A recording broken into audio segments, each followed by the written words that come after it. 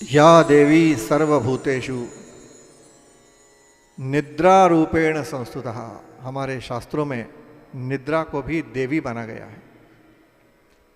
यदि व्यक्ति दिन भर काम करे और उसे नींद नहीं आए तो वो अगले दिन के लिए तैयार नहीं हो सकता। प्रतिक्षण व्यक्ति सोच विचार करता रहता है और जब वह रात्रि में शयन शैया पर जाता है तो उसके दिन भर के किए हुए कार्य का उसके मन मस्तिष्क में विचार चलते रहते हैं। और जब हमें नींद आती है तब उन विचारों को एक क्षण के लिए विराम मिलता है। उसी क्षण हमें निद्रा देवी अपने आगोश में ले लेती है। तो आज का ये जो दिन है नवरात्रि का, ये निद्रा को देवी मानते हुए उसकी आराधना का दिन है। अर्थात जीवन में कहीं ठहरने का, कहीं रुकने का नाम, क्योंकि यदि जीवन चलता ही रहे तो व्यक्ति अपने कार्य में कभी भी प्रसन्न नहीं हो सकता। ईश्वरीय भक्ति के बड़े दो सूत्र बहुत अच्छे हैं। आप पूछेंगे भक्त के लक्षण क्या हैं? भक्त के दो लक्षण शास्त्रों में बताए हैं। पहला लक्षण भक्त का यह है, उसे कहते हैं प्रसन्न वदनम। वदन अर्थात मुख। उसके मुख मुद्रा पर सदैव प्रसन्नता दिखेगी। भक्त कभी भी आपको निराश, रोता हुआ, पीटता हुआ नहीं दिखेगा। जो प्रसन्न दिखे हमेशा, जिसके मन पर आपको देखकर प्रसन्नता हुए या आप जिसे देखकर प्रसन्न होए, समझ लीजिए भक्त है। और भक्त का आंतरिक लक्षण गीता के 18वें अध्याय में भगवान कृष्ण ने अर्जुन से कहा है अभयम। भक्त का दूसरा लक्षण है अभयम। भक्त कभी डरता नहीं है, क्योंकि उसे ये मालूम होता है कि जब तक वो नहीं चाहे इसका बाल वाका नहीं हो सकता। अर्थात व्यक्ति आत्मविश्वास से जब भरपूर रहता है तब वह इन दोनों लक्षणों से युक्त रहता है। कौन कौन से? एक अभयम अर्थात डरता नहीं है, और दूसरा प्रसन्न वदनम। तो यदि आपको अपनी इस नवरात्रि की आराधना में भक्त सिद्ध होना है तो आपको आज से ये बात गांठ बांध के रख लेनी है कि आपको हमेशा मुख मुद्रा पर प्रसन्नता रखते, सकारात्मक ऊर्जा से आप हमेशा जा विधि राखे राम। जैसी आपको परिस्थिति पड़े वैसे आपकी मनस्थिति को बदलते आने का नाम राम है। भगवान राम क्या है? जब वो वन को गए तो वन के जाने के पूर्व, कुछ क्षण पूर्व, उन्हें राज्याभिषेक का मनस्थिति थी। अचानक कैकेयी माता का संदेशा आता है और उन्हें वनगामन का आदेश होता है। अर्थात वो उसी स्थिति में अपनी माता कौशल्या के पास जाते हैं और वे कौशल्या से ये नहीं कहते हैं कि पिताजी मुझे वन भेज रहे हैं। तुलसी महाराज ने लिखा है तात दीन्हो मोहे कानन राज। पिताजी ने मुझे, कानन मतलब वन का राज्य दिया है। अर्थात मनस्थिति के अनुसार पदस्थिति बदलनी संभव नहीं है, लेकिन परिस्थिति के अनुसार जो मनस्थिति बदलता है वो आज के दिन स्कंद माता का भक्त कहलाया जा सकता है। इस स्कंद माता के अवतार की कथा में बताऊंगा। उसके पूर्व वैशाली ताई बकोरे एक बंदिश नुमा भजन प्रस्तुत कर रही हैं। राग है किरवानी, और जिनकी यह रचना है वे इंदौरी नहीं, भारत के एक सुमधुर वायलिन वादक हैं। उनका नाम संगीत क्षेत्र में बड़े ही आदर से लिया जाता है। उन्हें कहते हैं कमल दादा कामले। उनकी रचना वैशाली दाई प्रस्तुत कर रही हैं।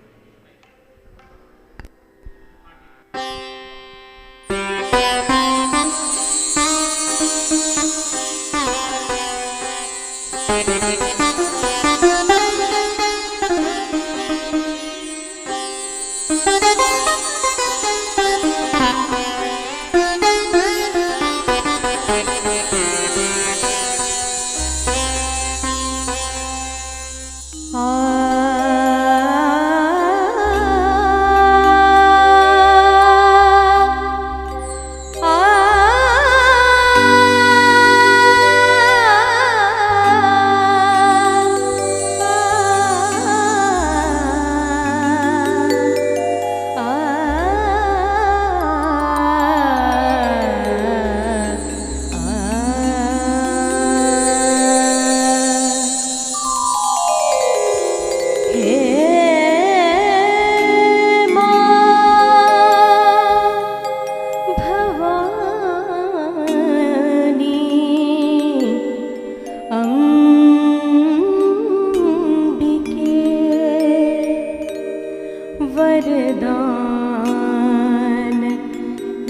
इतना दीजिए हे माँ भवानी अम्बिके वरदान इतना दीजिए हे माँ भवानी अम्बिके वरदान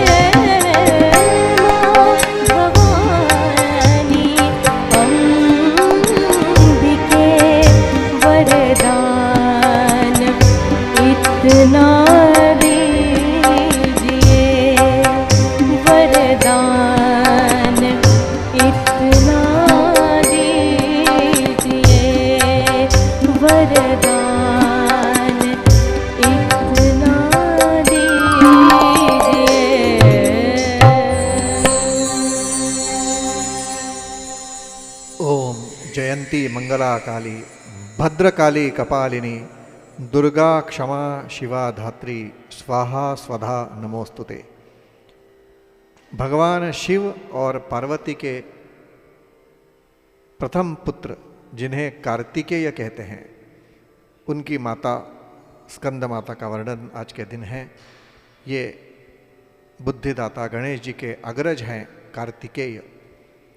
इनका वाहन मयूर है, ऐसे कार्तिकेय की माता स्कंद माता के लिए लिखा है। शिव तत्व आनंदमय, सदैव शांत और किसी भी प्रकार के कर्म से परे रहने का सूचक है। देवी तत्व आदि शक्ति सब प्रकार के कर्म के लिए उत्तरदायी है। ऐसी मान्यता है कि देवी शक्ति ज्ञान शक्ति और क्रिया शक्ति का समागम है। जब शिव तत्व का मिलन इन तीन शक्तियों से होता है तो स्कंद का जन्म होता है। ऐसी स्कंद माता का ज्ञान क्रिया के प्रारंभ का द्योतक है। साथ ही कर्म प्रधान रहने के लिए व्यक्ति को आज के दिन ज़्यादा उपासना करनी पड़ती है। क्रियात्मकता योजकस्य तत्व दुर्लभः, ऐसा संस्कृत में श्लोक है कि ऐसी कोई भी लकड़ी नहीं जिसकी जड़ी बूटी न बन सके, ऐसे कोई भी अक्षर नहीं जिसका मंत्र ना बन सके। लेकिन योजकस्य तत्व दुर्लभः, अर्थात उस लकड़ी का जड़ी बूटी में परिवर्तन करने का काम योजक तत्व करता है। और ऐसे योजक तत्व के सिद्धि प्राप्त करने का स्कंद माता उनकी उपास्य दैवत है। और इस देवता की स्तुति अनेकों पुराणों में आती है। इस देवी स्तुति के लिए अभी मैं आमंत्रित कर रहा हूँ इंदौर शहर की एक शास्त्रीय गायिका रसिका गावड़े, राग मालकंस में देवी स्तुति प्रस्तुत कर रही हैं।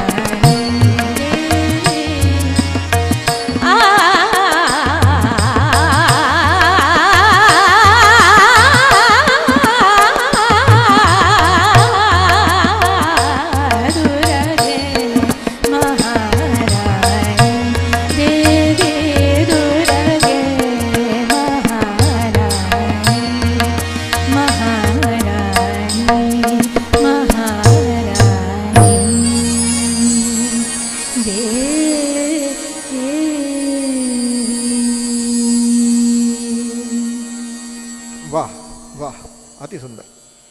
सारे गाम का परमेश्वर धनी है, इससे बने सारे गामा पाधा नीसा। ये जो राग अभी आपने सुना, इस राग का नाम है मालकंस। जब भी यह तल्लीनता से गाया जाता है तो आपको समाधि की अवस्था प्राप्त करवा सकता है, इतनी ताकत मन तरफत हरिदर्शन को। आज संगीत पारिजात नामक ग्रंथ में इस मालकंस को गाने का समय प्रातःकाल लिखा हुआ है, लेकिन कालांतर में यह राग मध्य रात्रि के समय गाया जाता है। रात्रि के दूसरे प्रहर में इस राग को गाया जाता है। और इस राग का पारिजात में ऐसा वर्णन है कि ऐसा कोई भी ठाट नहीं था जो इस राग को पूर्णत्व प्रदान कर सकता था। पूर्णत्व प्रदान करने के लिए संगीत की देवी भैरवी स्वयं आगे आई और भैरवी ने इसे अपने हाथों में अपने ठाट में सम्मिलित किया। ऐसा इस ठाट का महत्व है, जिसे कहते हैं मालकंस। अति सुंदर बंदिश आपके सामने प्रस्तुत की गई। इस देवी की आराधना में संगीत के माध्यम से ही सही आपको कुछ सूत्र बताए जा रहे हैं। श्रवणम कीर्तनम विष्णुपाद सेवनम अर्चनम अर्चनम तक हम आ गए हैं। अर्चन करना अर्थात ईश्वर शक्ति से एकरूप हो जाने के लिए सख्यत्व प्राप्त करना। तो नवरात्रि का आज का दिन ईश्वर से सख्यत्व जोड़ने का दिन है। पार्वती का नाम कथा में आगे आता है और महालक्ष्मी ऐसा कहती है कि ये मेरे अनुरूप नहीं है तो मैं इन्हें शामिल नहीं कर सकती। महाविष्णु कहते हैं कि अब मैंने नाम लिख दिया है तो पार्वती नवरात्रि के हल्दी कुमकुम उत्सव में आनी ही चाहिए। महालक्ष्मी ने आयोजन में अपनी सारा वैभव लुटाया है। ऐसा वर्णन आता है देवी पुराण में कि चंद्र सूर्य को सजावट का काम दिया गया है। स्वयं समुद्र ने अपनी चारों दिशाओं को बुलाकर एक बहुत बड़ा पेंडॉल लगाया है और आज की भाषा में अत्यंत सुंदर इवेंट मैनेज किया है। ऐसा किया है कि न भूतो न भविष्यति। प्रत्येक की कुर्सी पर नाम लिखा है, कौन कौन कहाँ कहाँ बैठेगा। स्वयं निमंत्रण देने के लिए गरुड़ महाराज को लक्ष्मी देवी ने आज की भाषा में 1-1 करोड़ की पत्रिकाएं छापी है। मतलब एक पत्रिका का मूल्य 1 करोड़। अब आप अंदाज लगा लें कि कैसा होगा। चींटियों के गर्भ तक को निमंत्रण का वर्णन कथा में आता है। ऐसा एक भी व्यक्ति न छूट जाए जो इस समारोह में नहीं आए और लक्ष्मी का वैभव नहीं देख पाए। लक्ष्मी बड़ी प्रसन्न है, लेकिन महाविष्णु अंदर से व्यथित हैं कि सबको निमंत्रण पत्रिका गई है और पार्वती देवी को नहीं गई है। महाविष्णु ने पार्वती देवी के निमंत्रण के लिए पत्रकार नारद जी का आह्वान किया है। नारद जी महाविष्णु के आह्वान पर उपस्थित हुए हैं और महाविष्णु ऐसा कहते हैं, नारद तुम्हें मेरा आज एक काम करना है। बोले महाराज आदेश। कि पार्वती देवी को महालक्ष्मी के हल्दी कुंकु अवसर पर उपस्थित करवाना है। तो नारद जी कहते हैं लाइए पत्रिका कहाँ है, मैं दे आता हूँ। तो महाविष्णु कहते हैं पत्रिका ही देनी थी तो गरुड़ दे आता, मैं तुम्हें क्यों बुलाता। तुम्हें इसलिए बुलाया है कि तुम ऐसी कुछ युक्ति निकालो कि पार्वती देवी परसों हल्दी कुंकु में उपस्थित हो जाए। यद्यपि उनका नाम सूची में देखो मेरे हाथ का लिखा हुआ है, लेकिन स्वयं महालक्ष्मी ने उन्हें निरस्त किया हुआ। नारद जी कहते हैं कोई बात नहीं महाराज, आपने आदेश किया मैं जाता हूँ। और नारद जी कैलाश पर्वत पर रवाना हुए हैं। नवरात्रि के इस उत्सव पर पार्वती देवी का आह्वान करने के लिए नारद जी ने कौन सी युक्ति लड़ाई, ये जानने के लिए आप कल के दिन की प्रतीक्षा करें। आज यहीं पर विराम लेते हैं। बहुत बहुत धन्यवाद।